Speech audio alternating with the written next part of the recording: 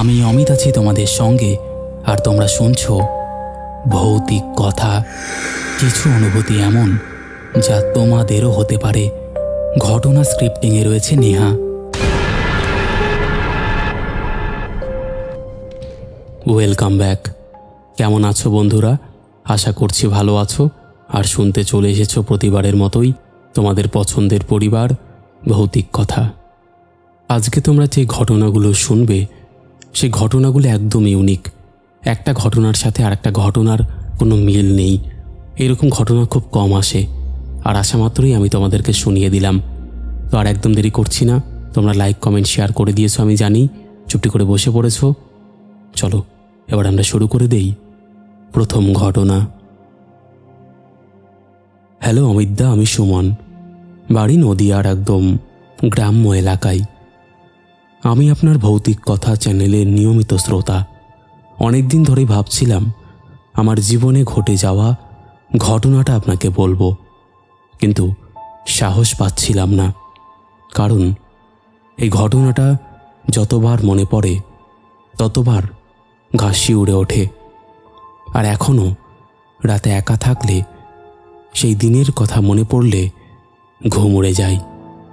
তবুও আজ লিখছি, কারণ আমি জানি আপনি এই ধরনের ঘটনাটাকে গুরুত্ব দিয়ে মানুষের সামনে তুলে ধরবেন।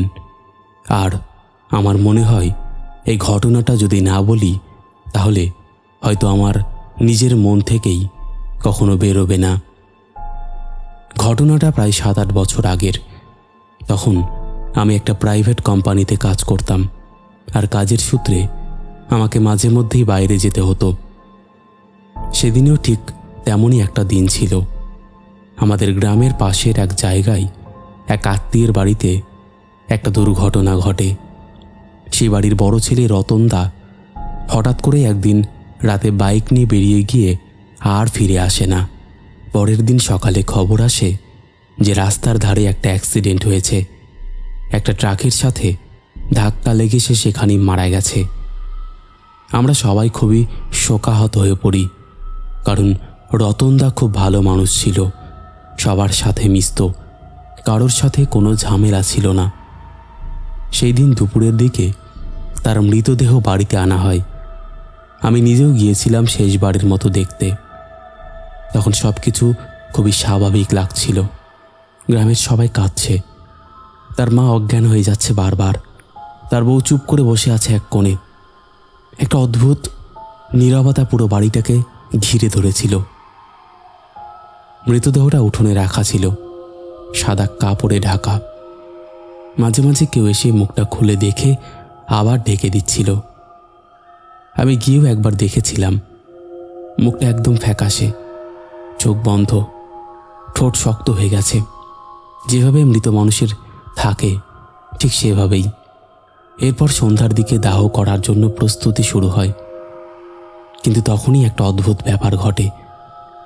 হঠাৎ করে আকাশটা কালো হয়ে যায়, প্রচণ্ড ঝড় ওঠে, বিদ্যুৎ চলে যায়, আর এমন বৃষ্টি নামলো যে বাইরে বেরোনোই অসম্ভব হয়ে পড়ল।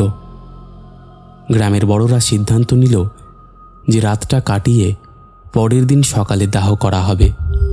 তাই মৃতদেহটা ঘরের ভেতরেই রেখে দেওয়া হয়। সবাই ধীরে ধীরে বাড়ি ফিরে যায়। আমি তখনও ছিলাম, কারণ আমাদের বাড়ির সাথে তাদের সম্পর্ক খুব ঘনিষ্ঠ। রাত তখন প্রায় 10:30। বাড়ির ভেতরে শুধু কয়েকজন কাছের আত্মীয় আর আমরা কজন ছিলাম। বাতাসে একটা অদ্ভুত ঠান্ডা ভাব ছিল, যদিও বাইরে তখনও বৃষ্টি পড়ছিল। হঠাৎ করে আমি লক্ষ্য করলাম ঘরের ভেতরের বাতাসটা যেন একটু ভারী লাগছে, যেন কেউ নিঃশ্বাস নিচ্ছে খুব জোরে। কিন্তু কেউ কিচ্ছু বলছিল না, সবাই চুপচাপ বসেছিল। তখনই একটা শব্দ পেলাম, খুব হালকা, যেন কেউ কাপড় নাড়াচ্ছে। প্রথমে ভাবলাম হয়তো জানালা দিয়ে হাওয়া ঢুকছে, কিন্তু তারপর আবার সেই শব্দটা হলো, এবার একটু জোরে। আমরা সবাই একে অপরের দিকে তাকালাম। কেউ কিছু বলার আগেই রতনদার ছোট ভাই উঠে দাঁড়িয়ে বলল, কেউ কি কাপড়টা নাড়ছে? আমরা সবাই ভয় পেয়ে গেলাম, কারণ মৃতদেহটা যেখানে রাখা ছিল সেখানে কেউ ছিল না। তখন সাহস করে আমরা কয়েকজন মিলে এগিয়ে গেলাম। আমি নিজেও ছিলাম। গিয়ে দেখি সাদা কাপড়টা একটু সরে গেছে, যেন ভেতর থেকে কেউ ঠেলে দিয়েছে। আমার হাত পা ঠান্ডা হয়ে যাচ্ছিল। তারপর যা ঘটলো সেটা আজও আমি বিশ্বাস করতে পারি না। কাপড়টা ধীরে ধীরে আরও একটু সরে গেল, আর আমি স্পষ্ট দেখলাম রতনদার বুকটা ওঠানামা করছে, ঠিক যেন সে শ্বাস নিচ্ছে। আমি এতটাই ভয় পেয়ে গিয়েছিলাম যে কথা বলতে পারছিলাম না। কেউ একজন চিৎকার করে উঠল, ও বেঁচে আছে। সঙ্গে সঙ্গে বাড়ির সবাই দৌড়ে এলো, কিন্তু ঠিক সেই মুহূর্তেই সব কিছু আবার থেমে গেল। বুকের ওঠানামা বন্ধ হয়ে গেল। মুখটা আবার আগের মতো নিস্তেজ হয়ে গেল। আমরা সবাই হতবাক হয়ে দাঁড়িয়ে রইলাম। কেউ বুঝতে পারছিল না এটা কি হলো। কেউ বলছিল এটা আমাদের চোখের ভুল, কেউ বলছিল হয়তো সত্যিই সে বেঁচে উঠেছিল, কিন্তু ডাক্তার তো দুপুরেই তাকে মৃত ঘোষণা করেছিল। এতক্ষণ পরে হঠাৎ করে এমনটা কিভাবে সম্ভব? এই নিয়ে যখন সবাই তর্ক করছে, তখন আবার সেই শব্দটা হলো। এবার একটু অন্যরকম, যেন কেউ খুব কষ্ট করে শ্বাস নিচ্ছে। আমরা আবার তাকালাম, আর এবার আমি যা দেখলাম সেটা আমার জীবনের সবচেয়ে ভয়ঙ্কর দৃশ্য। রতনদার চোখ দুটো ধীরে ধীরে খুলে গেল, কিন্তু সেই চোখে কোনো প্রাণ ছিল না। পুরো সাদা, শুধু ফ্যাকাশে একটা দৃষ্টি। সে সোজা ছাদের দিকে তাকিয়েছিল। কেউ কিছু বলার আগেই তার মুখটা হঠাৎ করে একটু বাঁকা হয়ে গেল, যেন হাসছে। কিন্তু সেটা কোনো মানুষের হাসি ছিল না, সেটা ছিল একদম অস্বাভাবিক, বিকৃত, ভয়ঙ্কর। তখনই তার বউ জ্ঞান হারিয়ে পড়ে গেল, আর বাড়ির ভেতরের হাহাকার শুরু হয়ে গেল। কেউ বাইরে দৌড়ে গেল, কেউ মন্ত্র পড়তে লাগলো। আমি স্থির হয়ে দাঁড়িয়েছিলাম। আমার শরীর যেন নড়ছিল না, আমি শুধু তাকিয়েছিলাম। তারপর হঠাৎ করে তার শরীরে একটা ঝাঁকুনি দিয়ে উঠে বসল। হ্যাঁ, অমিতদা একদম সোজা হয়ে বসে পড়ল, চোখ দুটো খোলা, মুখে সেই বিকৃত হাসি, আর একটা অদ্ভুত গলার শব্দ বেরোতে লাগলো, যেন অনেকগুলো গলা একসাথে কথা বলছে। সে ধীরে ধীরে মাথাটা ঘুরিয়ে আমাদের দিকে তাকালো আর বলল, আমি তো আসতে চাইনি, আমাকে কে ডাকলো?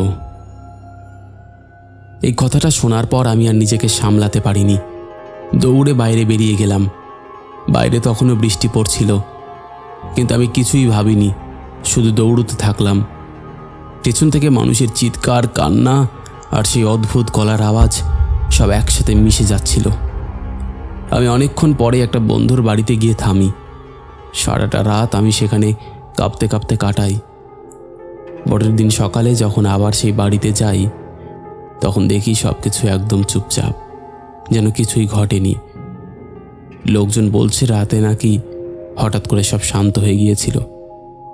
ভোরের দিকে দাহ করা হয়েছে, কিন্তু কেউ সেই রাতের ঘটনা নিয়ে কিছু বলতে চাইছিল না। আমি চেষ্টা করেছিলাম জানতে, কিন্তু সবাই এড়িয়ে যায়। শুধু একজন বয়স্ক লোক আমাকে আলাদা করে ডেকে বলেছিল, সব মৃত মানুষকে শান্তিতে যেতে দিতে হয়। ওকে কেউ ডেকেছিল, তাইও ফিরেছিল, কিন্তু ওটার মানুষ ছিল না। এই কথাটা আজও আমার কানে বাজে। আমি জানি না সেদিন আদুতে কি ঘটেছিল। সত্যিই কি রতনদা ফিরে এসেছিল, নাকি অন্য কিছু তার শরীরকে ব্যবহার করেছিল? কিন্তু একটা জিনিস আমি নিশ্চিত জানি, সেই রাতটা কোনো সাধারণ রাত ছিল না। আর সেই বাড়িতে নাকি আজও অত্যাচার হয়। কেউ রাত্রিবেলা আসে, দরজা ধাক্কায়, কারোর পায়ের আওয়াজ শোনা যায়।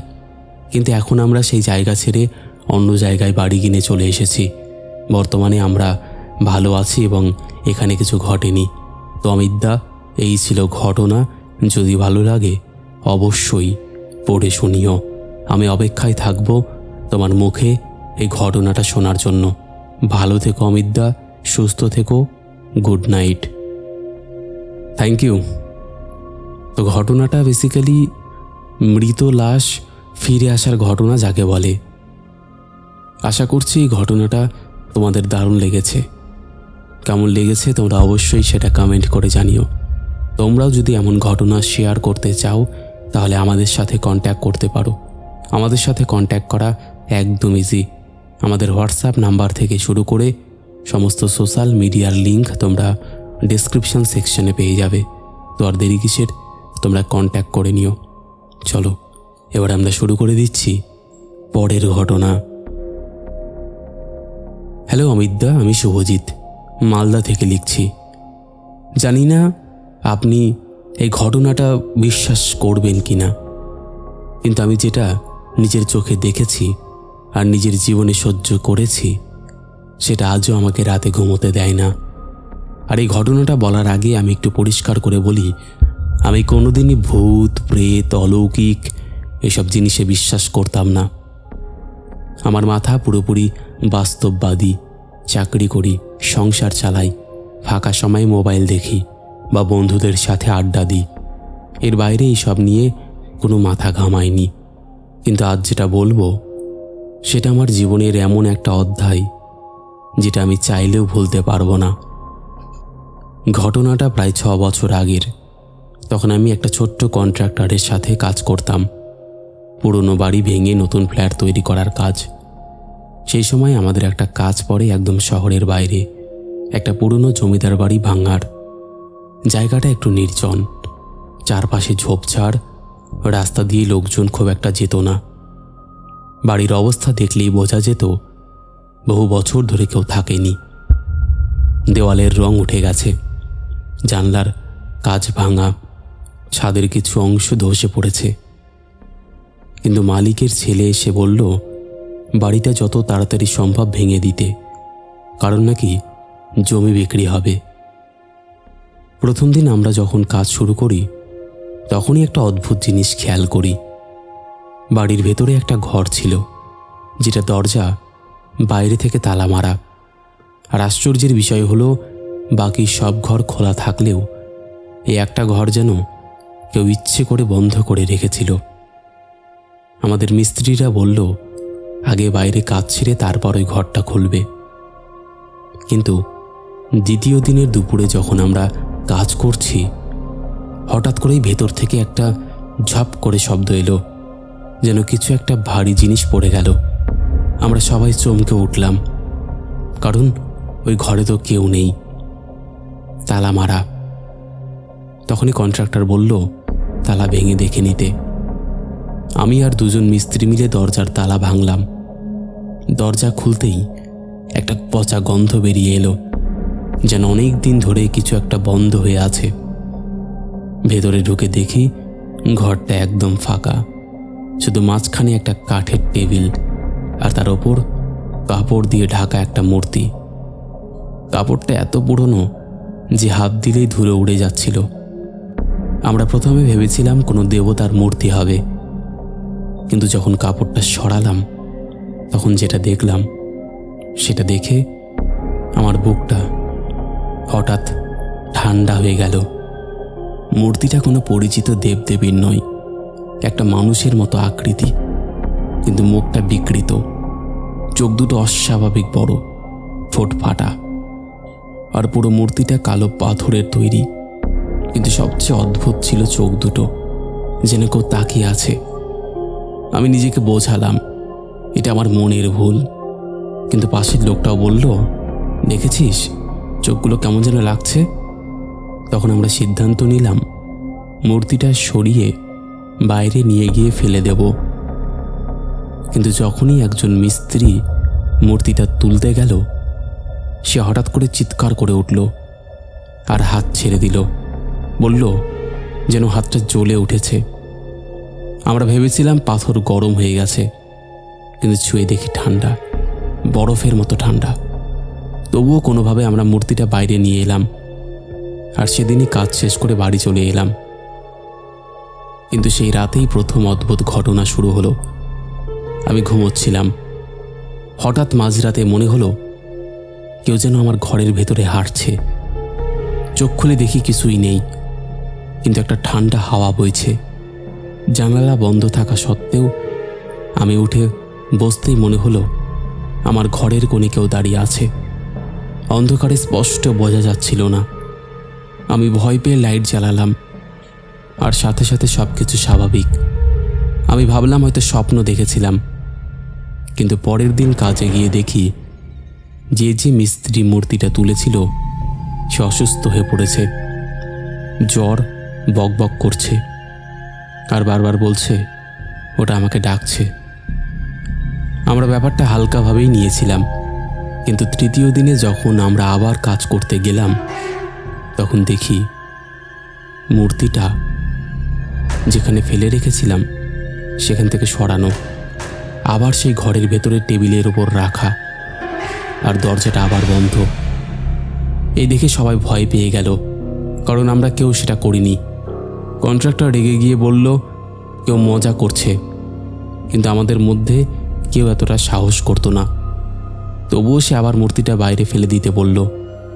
আমরা আবার সেটা বাইরে নিয়ে এলাম, কিন্তু এবার থেকে আমার মাথার ভেতরে একটা অদ্ভুত চাপ অনুভব হতে লাগলো, যেন কেউ ফিস ফিস করে কিছু বলছে। আমি ঠিক শুনতে পাচ্ছিলাম না, কিন্তু মনে হচ্ছিল যে কিছু একটা বলছে। সেই রাতে আমি আবার সেই একই স্বপ্ন দেখলাম। সেই মূর্তিটা আমার বিছানার পাশে দাঁড়িয়ে, আর তার চোখ দুটো সরাসরি আমার দিকে তাকিয়ে আছে। আমি চিৎকার করতে গিয়ে দেখলাম গলা দিয়ে কোনো শব্দ বেরোচ্ছে না। তারপর হঠাৎ করে আমার বুকের ওপর একটা ভারী চাপ অনুভব হলো, যেন কেউ বসে আছে। আমি শ্বাস নিতে পারছিলাম না। তারপর হঠাৎ সব অন্ধকার হয়ে গেল। সকালে ঘুম ভাঙার পর দেখি আমার বুকের ওপরে নীলচে দাগ, যেন কেউ শক্ত করে চেপে ধরেছিল। আমি তখন বুঝতে পারছিলাম ব্যাপারটা সাধারণ নয়, তবুও কাজ ছেড়ে দেওয়ার মতন অবস্থায় ছিলাম না। কিন্তু চতুর্থ দিনে যা হলো সেটা আমাদের সবাইকে কাজ বন্ধ করতে বাধ্য করল। আমরা যখন বাড়ির একটা অংশ ভাঙছিলাম তখন হঠাৎ করেই একটা দেওয়াল নিজের থেকেই খসে পড়ে, আর ঠিক সেই জায়গায় দাঁড়িয়েছিল আমাদের একজন মিস্ত্রি। সে গুরুতর আহত হয়, কিন্তু আশ্চর্যের বিষয় সে পড়ে যাওয়ার আগে চিৎকার করে বলেছিল ওই মূর্তিটা হাসছে। আমরা সবাই কাজ বন্ধ করে বাইরে চলে আসি। কন্ট্রাক্টরও তখন বুঝতে পারে ব্যাপারটা ঠিক নয়। সে মালিকের ছেলেকে ফোন করে সব জানায়, কিন্তু সে হেসে উড়িয়ে দেয়, বলে এসব বাজে কথা। কিন্তু সেই দিন রাতে আমি আর সহ্য করতে পারছিলাম না। আমি ঠিক করি মূর্তিটা আবার সেই ঘরে রেখে দেব যেখানে এটা ছিল, হয়তো তখন সব ঠিক হয়ে যাবে। আমি একা রাতে সেই বাড়িতে গেলাম, হাতে একটা টর্চ, চারপাশে নিস্তব্ধতা, শুধু ঝিঝি পোকার শব্দ। আমি মূর্তিটার কাছে গিয়ে সেটা তুললাম, আর একটা বিভীষিকা আমার সঙ্গে শুরু হলো। আমি ঘামতে লাগলাম, কিন্তু কোনোভাবে নিজেকে সামলে সেই ঘরের ভেতরে ঢুকলাম। টেবিলের ওপর মূর্তিটা রাখলাম, আর ঠিক তখনই আমার পেছনে দরজাটা ধাপ করে বন্ধ হয়ে গেল। আমি ঘুরে দেখি দরজা নিজে থেকেই লক হয়ে গেছে, আর ঘরের ভেতরে সেই গুমোট গন্ধ ফিরে এসেছে। আমি দরজা খোলার চেষ্টা করছিলাম, কিন্তু তখনই আমার পেছনে একটা ঠান্ডা নিঃশ্বাস অনুভব করলাম। ধীরে ধীরে ঘুরে দেখি মূর্তিটার চোখ দুটো জলজল করছে, আর সেটা যেন একটু একটু করে আমার দিকে ঘুরছে। আমি আর কিছু না ভেবে দরজায় ধাক্কা মারতে লাগলাম। হঠাৎ করে দরজাটা খুলে গেল। আমি দৌড়ে বাইরে বেরিয়ে এলাম, আর সেই রাতেই সিদ্ধান্ত নিলাম আর কোনোদিনও ওই জায়গায় যাব না। পরের দিন শুনলাম কাজটা বন্ধ হয়ে গেছে, আর কয়েক মাস পর শুনলাম ওই জমিটা কেউ কিনতে রাজি হয়নি, কারণ আশেপাশের লোকেরা বলছে রাতে এখনও ওই বাড়ির ভেতরে আলো জ্বলে, আর একটা ছায়া জানালার পাশে দাঁড়িয়ে থাকে। আমি জানি না ওই মূর্তিটা কী ছিল, কে বানিয়েছিল, বা কেনই ওই ঘরে রাখা ছিল, কিন্তু আমি আজও রাতে ঘুমোতে গেলে মাঝে মাঝে সেই চোখ দুটো দেখতে পাই। এই ঘটনার পরে বলতে গেলে আমি সেই কাজটাই ছেড়ে দিই। আমাকে প্রচণ্ড ভেতর থেকে নাড়িয়ে দিয়েছিল এই ঘটনাটা। আমি জানি না এই ঘটনাটা তোমার কেমন লাগবে অমিতদা। যদি ভালো লাগে তোমার ঈশ্বর প্রদত্ত কণ্ঠে পড়ে শুনিও। ভালো থেকো। ভৌতিক কথা জিন্দাবাদ। থ্যাংক ইউ ভাই। সত্যি এরকম অ্যান্টিক জিনিস খুঁজতে গিয়ে যে কত বিপদের সম্মুখীন হতে হয় সেগুলোই মূর্তিটার ঘটনা শুনলে বোঝা যায়। যারা এইসব অ্যান্টিক জিনিস কালেকশন করে তারাই বুঝবে এই ঘটনার মর্মটা কী। আশা করছি এই ঘটনাটা তোমাদের ভালো লেগেছে। কেমন লেগেছে তোমরা অবশ্যই সেটা কমেন্ট করে জানিয়ে দাও।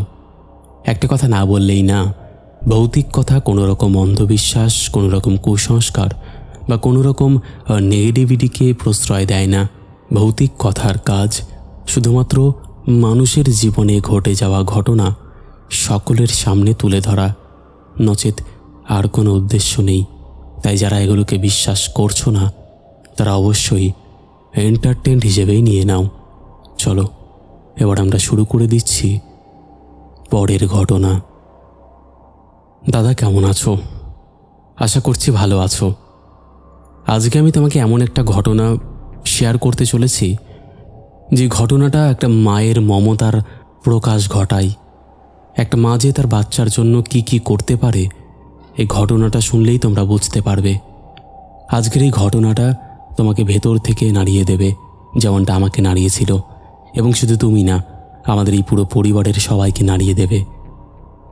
তো শুরু করা যাক। আমি তখন সদ্য একটা ছোট্ট প্রাইভেট নার্সিংহোমে নাইট শিফটে কাজ শুরু করেছি। জায়গাটা শহরের একটু বাইরে, চারপাশে আধা গ্রাম আধা শহর ধরনের পরিবেশ। রাত নামলেই অদ্ভুত নিস্তব্ধতা নেমে আসে।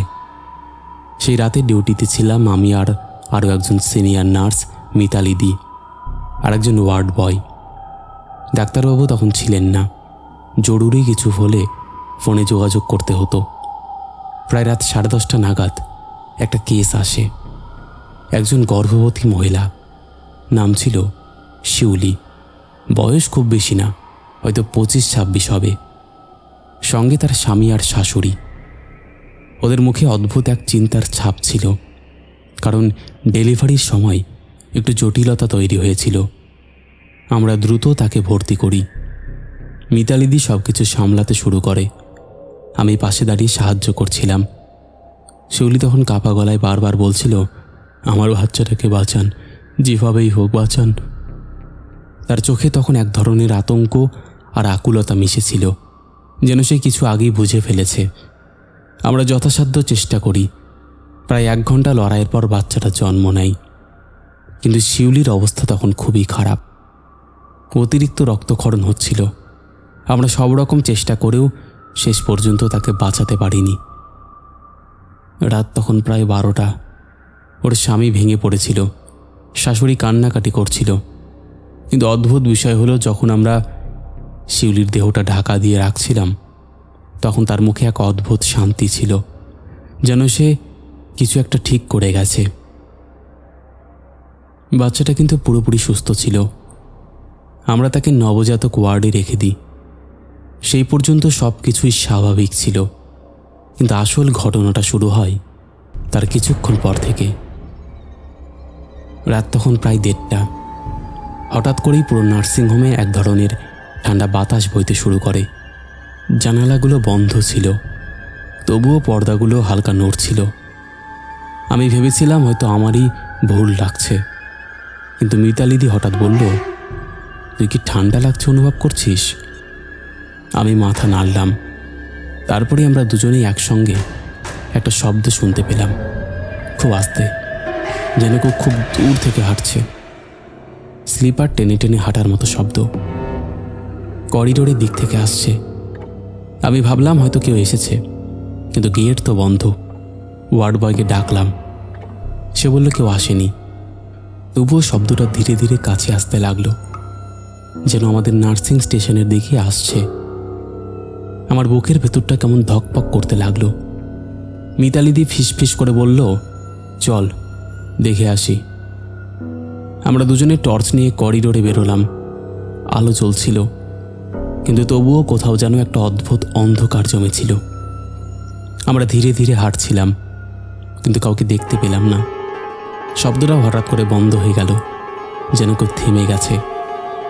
আমরা ফিরে আসতে যাচ্ছিলাম, ঠিক তখনই নবজাতক ওয়ার্ড থেকে একটা অদ্ভুত শব্দ ভেসে এলো, বাচ্চার কান্না। কিন্তু সেটা স্বাভাবিক কান্না ছিল না, খুব কর্কশ, যেন ভয় পেয়ে কাঁদছে। আমরা দৌড়ে সেখানে গেলাম। দেখি বাচ্চাটা একা শুয়ে আছে, কিন্তু তার চোখ দুটো বড় বড় করে খোলা, যেন সে কারোর দিকে তাকিয়ে আছে, অথচ সেখানে কেউ নেই। আমি তাকে কোলে তুলে নিলাম। তখনই আমার শরীরের ভেতর দিয়ে যেন ঠান্ডা একটা স্রোত বয়ে গেল। মনে হলো আমার ঠিক পাশেই কেউ দাঁড়িয়ে আছে, কিন্তু ঘুরে তাকাতেই কেউ নেই। মিতালিদি বলল, বাচ্চাটা হঠাৎ এমন করছে কেন? আমি কিছু বলতে পারছিলাম না, কারণ তখন আমার মনে হচ্ছিল কেউ যেন খুব আস্তে আমার কানে ফিসফিস করে বলছে, ওকে দাও, ও আমার। আমি চমকে উঠলাম, চারপাশে তাকালাম, কিন্তু কেউ নেই। আমি ভেবেছিলাম হয়তো আমারই ভুল হচ্ছে, কিন্তু ঠিক তখনই মিতালিদি হঠাৎ আমার হাত চিপে ধরে বলল, তুই কি শুনলি? আমি ভয় পেয়ে কাপা গলায় বললাম, কি? সে বলল, কেউ যেন বলল বাচ্চাটা দাও। আমাদের দুজনেরই গা শিউরে উঠল। আমরা দ্রুত বাচ্চাটাকে নিয়ে নার্সিং স্টেশনে ফিরে এলাম। কিন্তু তারপর থেকেই অদ্ভুত ঘটনা ঘটতে শুরু করলো।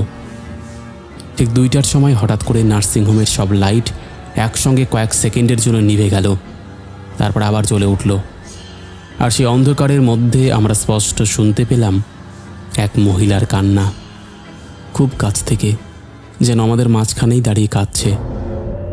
সেই কান্নার মধ্যে একটা কথাই বারবার ভেসে আসছিল, আমার বাচ্চা, আমার বাচ্চা। আমার হাত পা ঠান্ডা হয়ে যাচ্ছিল। মৃতালিদি প্রায় কাঁদতে কাঁদতে বলল, এটা ঠিক হচ্ছে না, কিছু একটা ভুল হচ্ছে। আমরা সিদ্ধান্ত নিলাম বাচ্চাটাকে অন্য রুমে নিয়ে যাব। কিন্তু দরজার কাছে যেতেই দেখি দরজাটা নিজে থেকেই ধীরে ধীরে বন্ধ হয়ে গেল, যেন কেউ বাইরে থেকে ঠেলে দিল।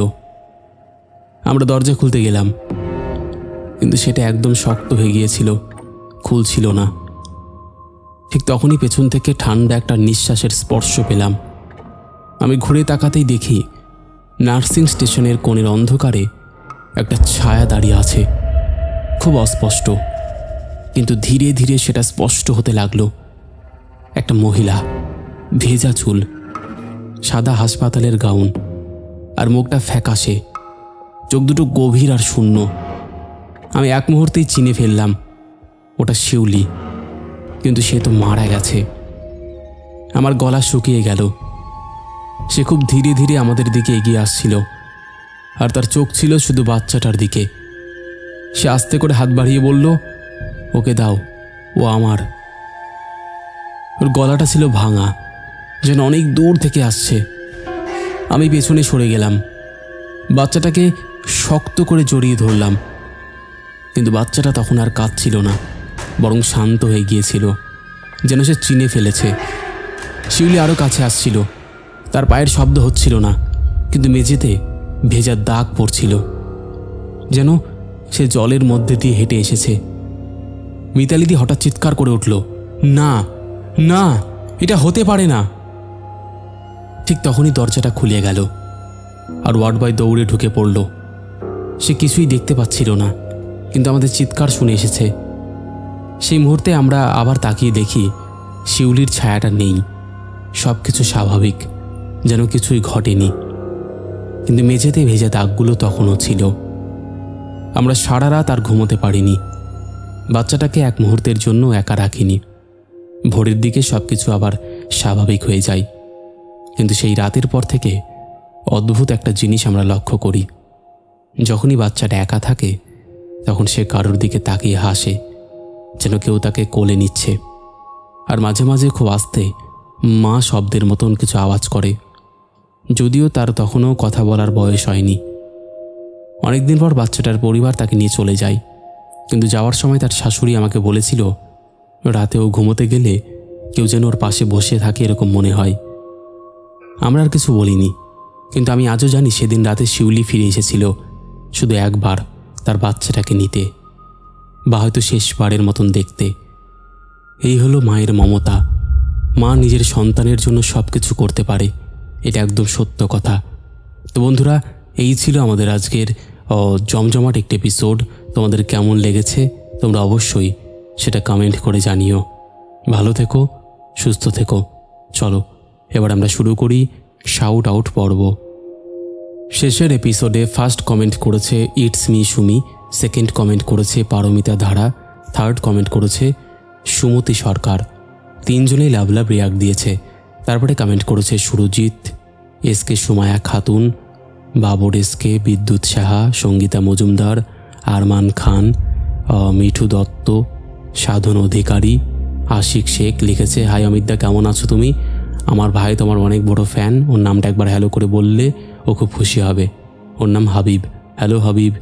তারপরে কমেন্ট করেছে সুদীপ্ত ব্যানার্জি, পূর্ণ ঘোষ, দীপ মল্লিক, কার্তিক সাহা, বিজয় লিখেছে অমিতদা কেমন আছো তুমি? ভালো আছি, তুমি কেমন আছো? তারপরে কমেন্ট করেছে এসকে। তারপরে কমেন্ট করেছে জুন্নাথ, লিখেছে একবার হ্যালো করে বলতে। হ্যালো জুন্নাথ। তারপরে কমেন্ট করেছে অমিতা ঠাকুর। মধু লিখেছে ওয়াও দাদা, আমার নামটা বলো, আমার নাম Guddu. Hello Guddu. DJ blogger Anish লিখেছে আজ আমাদের এখানে রক্ষাকালী পুজো, তাই সারা রাত জাগার পর ভোরবেলা ঘটনা শুনে ঘুমোতে যাচ্ছি। ও আচ্ছা, হ্যাঁ সব জায়গায় তো পুজো হচ্ছে গো। তারপরে কমেন্ট করেছে আশিক শেখ, শিহাব শাফিরউদ্দিন, বিশ্বজিৎ সর্দার, গীতা গোস্বামী। ডার্ক কিলার লিখেছে দাদা ভাই, আমি মাত্র 14 বছরের, এটা আমার একটা নেশার মতন হয়ে গেছে। Thank you. তারপরে কমেন্ট করেছে পপি প্লে টাইম, লিখেছে হ্যালো দাদা ভাই, আমার মা তোমার ভিডিও প্রতিদিন দেখে। Thank you. তারপরে কমেন্ট করেছে শান্তনু সিঙ্গিং অফিসিয়াল, লিখেছে অমিতদা আমার মা আপনার অনেক পুরনো সাবস্ক্রাইবার, আর আপনার ভিডিও অনেক দিন ধরেই শোনে, খুব ভালোবাসে শুনতে, আপনার ভিডিওর জন্য সবসময় ওয়েট করে থাকে, তাই নেক্সট ভিডিওতে আমার মার নামটা নিও প্লিজ, শুনলে খুব খুশি হবেন। মার নাম মামুনি। হ্যালো মামুনিদি, থ্যাংক ইউ। তারপরে কমেন্ট করেছে সোমা দাস, রানা মালো, শামিমা রাড়ি, বিশ্বজিৎ দাস, মৌবনী মুখোপাধ্যায়, সুমিত ঘোষ, রত্না রয়, রনি শাসমাল, রনি মণ্ডল, অসীম দাস, বৈষ্ণবী দেবী দাসী লিখেছে ইউনিক ঘটনার হেডিং একদম। তারপরে কমেন্ট করছে পায়েল বিজয়, সমীর সরকার, অভিজিৎ দাস, জবা দেবী, বিকি বাগচি, অন্তিম স্যাড মোমেন্ট, মলাই চক্রবর্তী, রিয়া বৃষ্টি লিখেছে তোমার ভয়েসে প্রত্যেকটা ঘটনায় খুব ভালো লাগে, গড গিফটেড ভয়েস, বাট আজকেরটাও খুব সুন্দর ছিল ঘটনাগুলো। Thank you. তো এরকম অসংখ্য প্রিয় মানুষেরা আমাদের শেষের এপিসোডে কমেন্ট করেছে, যাদের কমেন্ট আমি আর চাইলেও পড়তে পারছি না, তাই তোমরা একটু তাড়াতাড়ি কমেন্ট করার চেষ্টা করো যাতে আমি তোমাদের নামগুলো সহজেই নিতে পারি। তো আজকের মতন এখানেই শেষ করছি, আবার দেখা হবে নতুন কোনো ঘটনা নিয়ে।